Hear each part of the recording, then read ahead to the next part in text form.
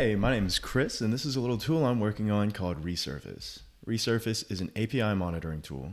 You can link it up to your backend application in JavaScript, Ruby, Java, Go, etc. And we're working on new loggers all the time.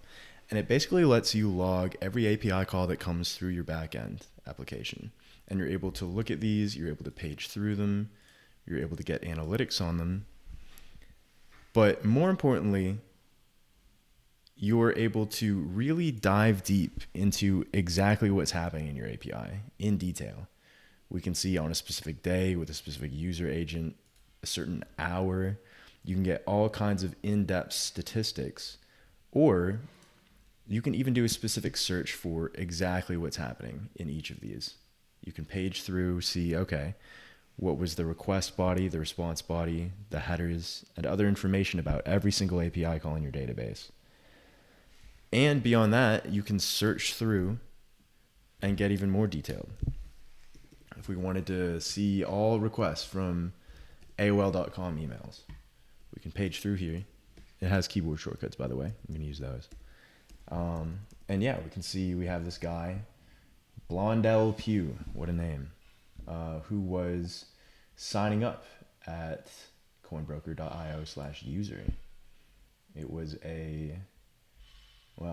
he was using zgrab because this is example data, but it was a post request. We have his first name, his last name, his email.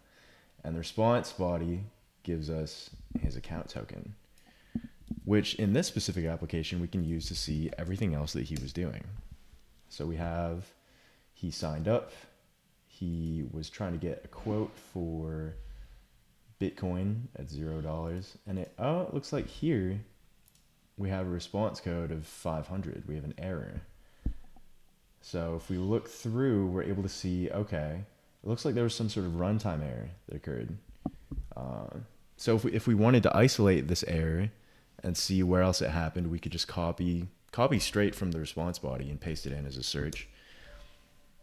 And it looks like we've got a bunch of people getting this error, 79 to be exact.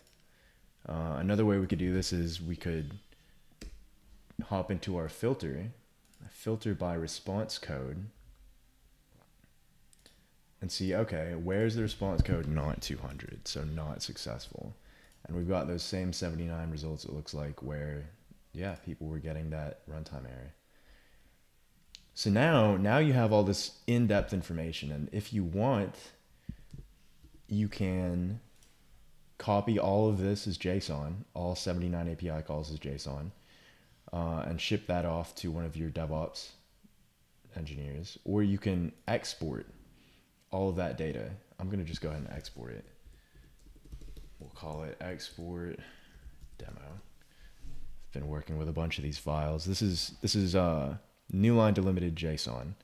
It's what we use at Resurface for our import and export files. So now, if you sent that file to someone on your team, just shipped it over in Slack, they then could load that into an empty instance of Resurface that they're using.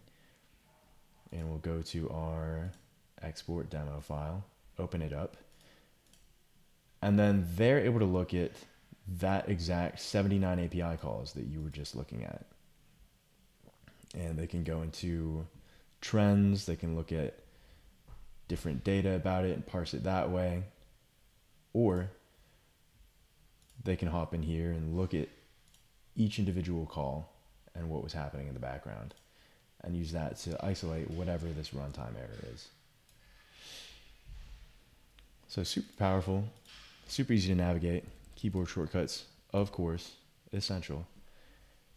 With new stuff coming out all the time. So if you need to monitor your APIs, if you are having trouble debugging, check out Resurface sometime at resurface.io. Thanks. Have a good one.